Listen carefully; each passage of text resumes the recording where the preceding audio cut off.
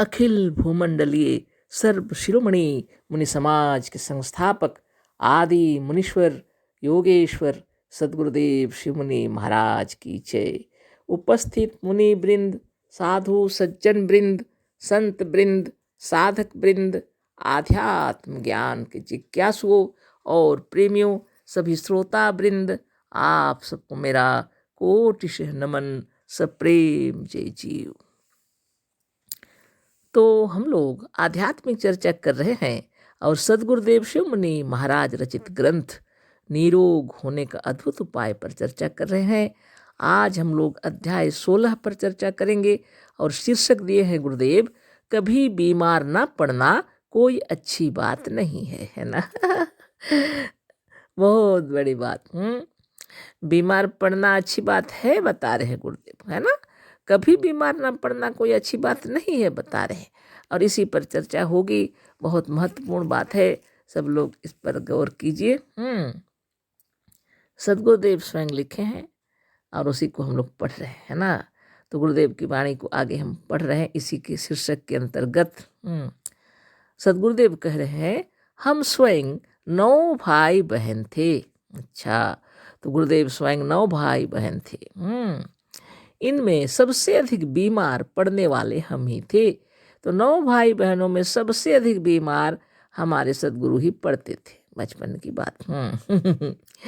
हमारे कुछ भाई बहन तो अपने जीवन भर में एक ही बार बीमार पड़े, और जब बीमार पड़े तो अच्छे ना हो सके और उसी बीमारी में उनका देहांत हुआ। बहुत दुखद बात है। सदगुरुदेव कहते हैं, सभी भाई बहनों में सबसे ज़्यादा बीमार हम ही पड़ते थे। हमारे भाई बहन जो थे वो तो कभी बीमार ही नहीं पड़े, और जब बीमार पड़े तो अच्छे ना हो सके और उसी बीमारी में उनका देहांत हुआ। अब हम केवल 2 भाई हैं। वो बता रहे हैं गुरुदेव कि उस समय उनके साथ एक भाई और वो 2 भाई केवल हैं और कोई नहीं। हम अब केवल 2 भाई हैं और कोई नहीं है, अर्थात हमारे 4 भाई और 3 बहनें मर गईं। उनके जो 4 भाई और 3 बहनें मर गईं, है ना। जो मर गए उन्हें कभी बीमार पड़ते हमने नहीं देखा था। जो मर गए उन्हें कभी बीमार पड़ते हमने नहीं देखा था, कह रहे हैं। और जो बीमार नहीं पड़ते थे वही पहले मरे। बीमार नहीं पड़ते थे वही पहले मरे। तो बीमार होना माने विचित्र बात है, और बीमार नहीं पड़ना विचित्र बात है।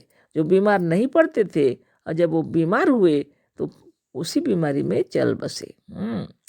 गुरुदेव कह रहे हैं, हमने उन्हें कभी बीमार होते नहीं देखा, और जब बीमार हुए तो चले गए, है ना। बड़ी विचित्र बात है। जो मर गए उन्हें कभी बीमार पड़ते हमने नहीं देखा था, और जो बीमार नहीं पड़ते थे वही पहले मरे। और भी बहुत से लोग जिन्हें हम जानते हैं और जो बिना किसी कारण के अकारण ही कभी बीमार नहीं पड़ते थे, वह बहुत जल्द मरे। और भी लोगों को हमने देखा है, कह रहे हैं, जो कभी बीमार नहीं पड़ते थे। तो मतलब बहुत बड़ी बात है। देखिए, यह सब हम बहुत माने पहले वाली बात ही करने, और भी बहुत से लोग जिन्हें हम जानते हैं और जो बिना किसी कारण के अकारण ही कभी बीमार नहीं पड़ते थे, वह बहुत जल्द मरे। यह सब हम बहुत दिनों से देख रहे हैं। यह जो कुछ है वह हम बहुत दिनों से देख रहे हैं। अतः हमारे हृदय में यह प्रश्न बार बार उठता था कि ऐसा क्यों होता है। परिवार में जब अपने भाई बहन इस तरह से मर गए, सदगुरु को भी चिंता होती है ना। अपनी यादों में बसे रहते हैं भाई बहन भी, है ना। अन्य लोगों को भी वो देख रहे हैं, तो मन के अंदर में ये खोज चल रही है, रिसर्च हो रहा है दिमाग के अंदर में। इनके हृदय में प्रश्न बार बार उठते थे। इसलिए गुरुदेव कहते हैं, अतः हमारे हृदय में यह प्रश्न बार बार उठता था कि ऐसा क्यों होता है। जो कभी बीमार नहीं पड़े वो ही पहले मर गए, और लोगों को भी देखे, और जो बराबर बीमार पड़ने में तो हम ही थे। वो सोच रहे हैं सदगुरु, है ना, और इसका उत्तर चाह रहे हैं ना। आखिर इसका कारण क्या है ना। वो आखिर इसका कारण क्या है, आगे लिखते हैं। हमारी आत्मा ने इसका उत्तर दिया। उनकी आत्मा ने उनको उत्तर दिया और बराबर से बचपन से किसी विषय पर इसी तरह चिंतन करते थे और उनका उत्तर उनकी आत्मा से उनको जो मिल जाता था। हमारी आत्मा ने इसका उत्तर दिया और बहुत ठीक दिया। जो उत्तर दिया वो बहुत ही ठीक दिया है, बता रहे हैं। आज हम उसी उत्तर को लेखबद्ध करना चाहते हैं। आज जो उत्तर हमारी आत्मा ने हमको दिया है उसी को हम लेखबद्ध करना चाहते हैं और देखिए लिख रहे हैं और हम लोगों के पास बात पहुंच रही है। ये बातें जो सदगुरुदेव के हृदय में उत्पन्न हुई थी और जो लेखबद्ध की हैं, जिसको हम लोग पढ़ रहे हैं, तो हम लोग कितने सौभाग्यवान हैं। कितनी बड़ी बात है। देखिए यहाँ तो स्पष्ट लिखा हुआ है कि सदगुरुदेव 9 भाई बहन थे। हमको भी इतना ज्ञान नहीं था। हम बहुत तरह चर्चा होती है, कहीं गुरुदेव की जीवनी नहीं लिखी हुई है ना, कोई खास बात मालूम नहीं था। लेकिन बचपन में बहुत बीमार थे वो हमें मालूम था। 3 साल तक की अवस्था की बात हम तो पहले आप लोगों को बता चुके हैं, है ना। लेकिन अभी यहाँ जो चर्चा हो रही है वो और एक बात है। लोग ऐसे बीमार हो जाते हैं क्यों, और जो बीमार नहीं पड़ते और बीमार होते हैं तो एक ही बार चले जाते हैं। ऐसा बहुतों को मैंने देखा। ऐसा क्यों होता है सोचे। और इसका उत्तर उनके आत्मदेव को जो मिला है, अंतरात्मा से जो उनको मिला उत्तर, उसी को लेखबद्ध कर रहे। कारण बहुत स्पष्ट और साफ है। बहुत स्पष्ट और साफ है कारण। उसका उदाहरण दे रहे हैं। हिमालय पर लक्ष्मण झूला के पास, यदि आप लोग गए होंगे तो अवश्य देखे होंगे। हम तो गए नहीं हैं, लेकिन जो गुरुदेव लिखे वो हम पढ़ रहे हैं। हिमालय पर लक्ष्मण झूला के पास गंगा के किनारे का यह शिलाखंड, पत्थर का बड़ा टुकड़ा। कभी घूमने जाने से देख लेंगे हम भी, है ना। हम तो गए नहीं है ना। तो हिमालय पर लक्ष्मण झूला के पास गंगा के किनारे का यह शिलाखंड, पत्थर का बड़ा टुकड़ा, हजारों वर्ष से यूं ही इसी तरह पड़ा हुआ है। हजारों वर्षों से या इसी तरह पड़ा हुआ है, कह रहे। ना इसे जुकाम हुआ, ना ज्वर हुआ और ना कभी कोई फोड़ा हुआ। यह क्यों, है ना। हिमालय पर लक्ष्मण झूला के पास गंगा के किनारे यह बड़ा पत्थर जो है उसको कभी, उन हजारों वर्षों से पड़ा हुआ है, लेकिन ना उसको कभी जुकाम हुआ, यानी सर्दी बुखार हुआ कि जुकाम हुआ, कुछ भी नहीं हुआ। ज्वर हुआ, कुछ नहीं हुआ। ना कभी कोई फोड़ा हुआ, कुछ फोड़ा फुंसी कुछ नहीं हुआ।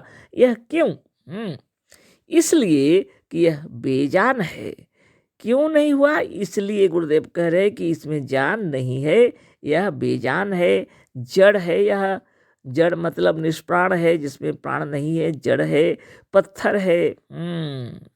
यह जड़ पत्थर है, बेजान है। यह जड़ है और पत्थर है। पत्थर मतलब ही बेजान हो गया, है ना। इसने कभी सुख और दुख का अनुभव ही नहीं किया। इसने कभी सुख और दुख का भी अनुभव नहीं किया। इस पत्थर ने कभी सुख का कि दुख का भी अनुभव किया नहीं किया। यह ना कभी अपने को सुखी जानकर हंसा, ये पत्थर ना कभी अपने को सुखी जानकर हंसा, ना कभी दुखी होकर रोया, ना कभी दुखी होकर रोया। यह क्यों? ऐसा क्यों? इसलिए कि यह जीवनहीन, ज्ञानहीन एक निर्जीव पत्थर है। क्यों दुखी नहीं हुआ, क्यों खुश नहीं हुआ? इसलिए कि गुरुदेव कह रहे हैं यह जीवनहीन, ज्ञानहीन एक निर्जीव पदार्थ है। बहुत ध्यान से समझ लीजिए। यह जीवनहीन है, ज्ञानहीन है, एक निर्जीव पत्थर है। यह ना सुखी है, ना दुखी, ना बद्ध है, ना मुक्त। यह जो पत्थर है ना सुखी है, ना दुखी है, ना बद्ध है, ना मुक्त है। सिर्फ गंगा किनारे के पत्थर का ही सवाल नहीं है। इस ब्रह्मांड में जितने पत्थर हैं, है ना, सबका वही हाल है। लेकिन सदगुरु यह उदाहरण देकर किस तरह से लिखे।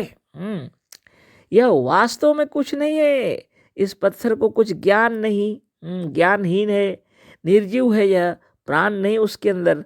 इस पत्थर में कोई जान नहीं है। यह बद्ध है ना मुक्त है, कुछ भी नहीं है, है ना। यह वास्तव में कुछ नहीं है, वास्तव में कुछ नहीं है। इसका अस्तित्व इसके भीतर नहीं है, इसका अस्तित्व भी इसके भीतर नहीं है। यह स्वयं नहीं जानता कि हम कुछ हैं। इस पत्थर को कुछ ज्ञान है, वह स्वयं नहीं जानता कि हम कुछ हैं। इसका अस्तित्व यदि है तो हम लोगों के भीतर है। इसका अस्तित्व यदि है तो हम लोगों के भीतर है। हम लोगों की आवश्यकता है, इसलिए हम लोगों ने उत्पन्न किया है। हम लोगों के भीतर है, इसका अस्तित्व उसके अंदर नहीं है। जीवनहीन और जड़ पदार्थ को सुख दुख का ज्ञान नहीं होता। जीवनहीन और जड़ पदार्थ को सुख दुख का ज्ञान नहीं होता। उसमें उतना परिवर्तन भी नहीं होता। उसमें उतना परिवर्तन भी नहीं होता जितना एक सजीव शरीर में होता है। जितना एक सजीव शरीर में होता है। अब ये विचारणीय बात सोच लीजिए। आप कौन हैं? आप एक चेतन हैं। आप एक जीवंत जीव हैं। आप प्राणवान हैं। आपके अंदर ज्ञान है। आप ज्ञानवान हैं। आपको दुख सुख का एहसास होता है। आपके अंदर सब कुछ है। इसीलिए तो आपको भगवान कहा जाता है ना। भगवान किसको कहते हैं? जिसके अंदर दुख और सुख का अनुभव होता है। वान माने सवारी, भाग्य जिस पर सवार रहते हैं, है ना। तो अहम ब्रह्मास्मि तत्त्वमसि गुरुदेव ने ज्ञान दिया। कल फिर इस पर चर्चा होगी। सप्रेम जय जीव, अशेष धन्यवाद, कोटि सह नमन। सदगुरुदेव शिव मुनि महाराज की जय।